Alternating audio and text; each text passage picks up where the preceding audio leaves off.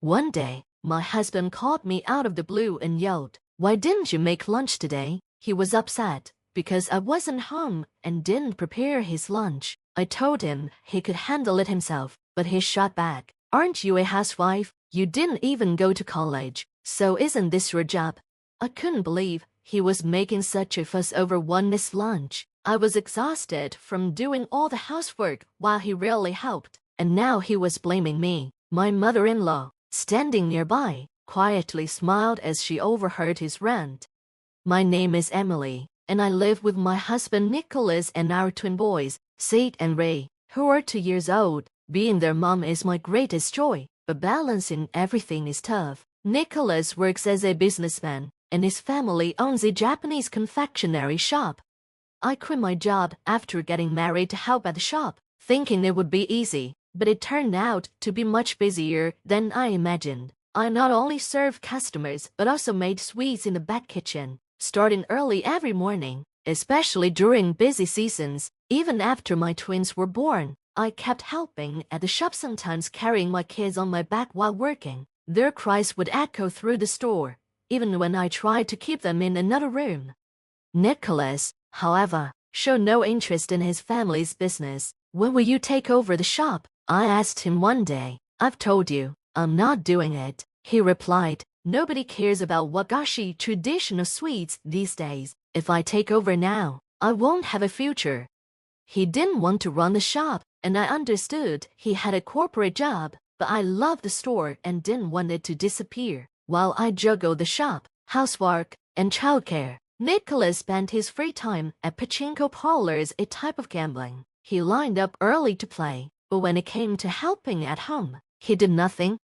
I cooked, cleaned, and raised our children alone. My workload at the confectionery shop kept growing, especially as my in-laws aged. Despite everything, my mother-in-law was kind and supportive, always understanding my struggles. "Emily, thank you so much for helping at the store. We're really grateful for everything you do." My mother-in-law always said this with a warm smile. She was such a kind and gentle person, far from the typical difficult mother-in-law stereotype. Her words and demeanor always made me feel appreciated and comforted.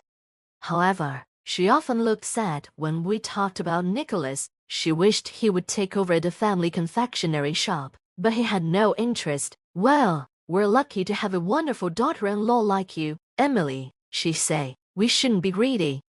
She truly valued my help at the store and appreciated how I balanced work and raising the twins. She and my father-in-law even babysat Said and Ray when I was busy, which was a huge relief for me. Over time, my bond with her grew stronger. Even as my relationship with Nicholas became more distant, she became someone I could talk to about anything, even my frustrations with my husband. Life was a whirlwind. Raising two toddlers while managing everything felt like a blur. As the end of the year approached, the confectionery shop got even busier due to the holiday season and gift-giving rush. After discussing with my in-laws, I decided to stay overnight at our place to focus on wagashi preparation for one particularly hectic day. When I told Nicholas about this plan, he was clearly annoyed. "What? We're taking the kids and staying at your parents' house?" he snapped. "No, it's just for one night, to help out during a busy day," I explained. "And what about the housework?" he complained. As expected, Nicholas never helped with house chores, so even a single day without me doing them seemed like a big deal to him. "Look, it's just one day," I said. "You can't prepare your own meals, and there won't even be any laundry to do. Everything will be fine." But he kept arguing. "You're still a housewife, aren't you? I'm the one who provides for this family. Who do you think is responsible for feeding our kids?" His words stung. Once again, he dismissed everything I was doing for our family. My husband started grumbling again, and I didn't want to argue with him any longer. Without saying anything more, I packed up the kids and went to my in-laws' house, even though I hadn't gotten his permission.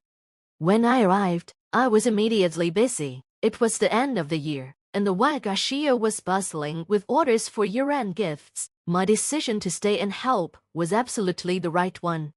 We started by assembling empty boxes for the gift items. It was surprisingly tough work, especially with the sheer number of boxes needed. My in-laws and I divided up the tasks and worked together. By the end of the first day, I was completely exhausted, but I knew the next day would be just as busy. I went to bed early to prepare for another long day, and by dawn, I was back in the kitchen with my in-laws, quietly making wagashi while the kids were still asleep. Before I knew it, the sun had risen, and it was time for breakfast. The kids were awake by then, so I quickly prepared their meal and served it. They came running to me with bright smiles, which made all the hard work feel worth it. We all sat down at the table, together, my in-laws and the boys. Just as we started eating, my phone rang. It was my husband. "What the heck is going on? You didn't make lunch today," he yelled the moment I picked up. He sounded irritated, clearly upset about not having a lunchbox ready for him. I reminded him that I had told him to take care of his own meals while I was gone. Had he forgotten? But instead of understanding, he shot back. "What do you mean, avoiding housework?" When I told my husband to prepare his own lunch, he didn't take it well. He accused me of being lazy. I couldn't believe he was making such a big deal over not having lunch for just one day. He always left everything to me, and when something didn't go his way, he turned into this unreasonable, angry version of himself. I was shocked, and it seemed my in-laws were too. They could clearly hear him yelling over the phone. After rambling about his complaints, he abruptly hung up. The room went quiet, even though we had just sat down for breakfast. The atmosphere was tense. The kids seemed to sense it and hesitated to eat. My mother-in-law, always cheerful, tried to lighten the mood. She said, "Itadakimasu," and encouraged my sons to eat as well. Then, turning to me, she said something completely unexpected. "Emily, why don't you divorce my son?" I frowned, my hand reaching for my tea. I couldn't believe what I had just heard. My father-in-law sat quietly, eating with an unreadable expression. My mother-in-law continued with a smile. "I know it might sound harsh, but maybe now you've had enough. You've been through so much, and you don't deserve this. Don't feel guilty anymore. Do what feels right for you." Her words hit me hard. I could tell she understood how I felt. She wasn't just being kind, she was giving me her full support. Even my father-in-law nodded silently, agreeing with her. Their support gave me a strange sense of relief. That day, I returned home with my mind made up. When my husband came home later that evening, he looked tense, clearly still upset about the lunch I didn't make, but I was ready to face him this time. I motioned for my husband to sit down. "We need to talk," I said firmly. "What is it?" he asked, raising an eyebrow, clearly irritated. "Just sit," I repeated, ignoring his mood. Once he sat down, I placed divorce papers on the table in front of him. "I'm divorcing you," I said bluntly. His expression changed immediately from grumpy to shocked. "What? Divorce? Are you serious? The kids are still so young," he stammered, panicking. He tried to brush it off, claiming there was no reason for a divorce and insisting we didn't need to discuss it, but I wasn't backing down. I pulled an envelope from the table and slid out a set of photos. In one of them, my husband was holding hands with another woman. "Didn't you say you were spending your days off at the pachinko parlor? What's this?" Then, his face turned pale. "No, this is, well," he stuttered, scrambling for an excuse. "She's just an acquaintance," he finally muttered. "An acquaintance?" I challenged. "She's a junior employee at your company, isn't she?" At this, he frowned. He knew I had uncovered the truth. I continued, explaining how I had hired a detective on my mother-in-law's advice. The investigator had gathered undeniable evidence, photos of him entering a pachinko parlor with a woman, followed by visits to her apartment. "I have more photos," I said coldly. "Would you like to see them?" Faced with the evidence, my husband finally confessed. He admitted to having an affair with a woman and visiting her during the day. "I'm sorry, Emily," he pleaded. "It was a mistake. I was just messing around. I'll end it with her right now. Please, don't divorce me." But his apologies meant nothing to me. "No, I said firmly. I'm done. This isn't a joke. I reminded him of everything I had been doing, helping at the family store, taking care of our kids, and managing the house. Meanwhile, he had betrayed me.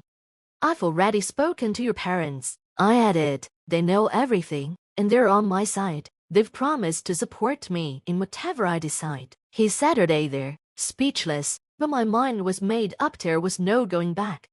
Since my husband and I worked together, there was plenty of time for discussions, but things quickly turned heated. Both he and his affair partner were furious when they learned about my decision to divorce. I made it clear that I was done with the marriage, leaving no room for negotiation.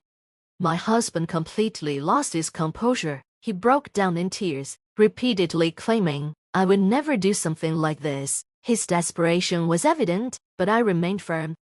I can't do this anymore, I told him. You pay alimony and child support, as required. Despite his pleas and attempts to apologize, even going as far as falling to his knees, he didn't waver. My decision was final. We divorced shortly afterward. I insisted on alimony payments from both my husband and the woman he had the affair with. Additionally, my husband was required to pay child support for our children. The fallout was severe. He chose to resign from his job, and the woman he was involved with lost her position after their affair became known to the company. My in-laws were furious with him. They cut him off from the family and barred him from their home entirely. Now, with no one to rely on, my ex-husband works manual labor jobs from morning to night, just to keep up with his financial obligations.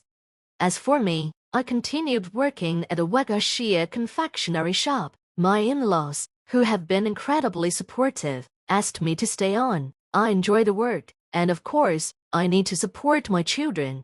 They've also expressed their desire for me to take over the shop when they retire. They intend to leave me both the business and their home. Naturally, I plan to accept this responsibility. In the future, I'll become the proprietress of the confectionery shop. For now, I'll keep working hard, focusing on raising my children and building a stable life for all of us.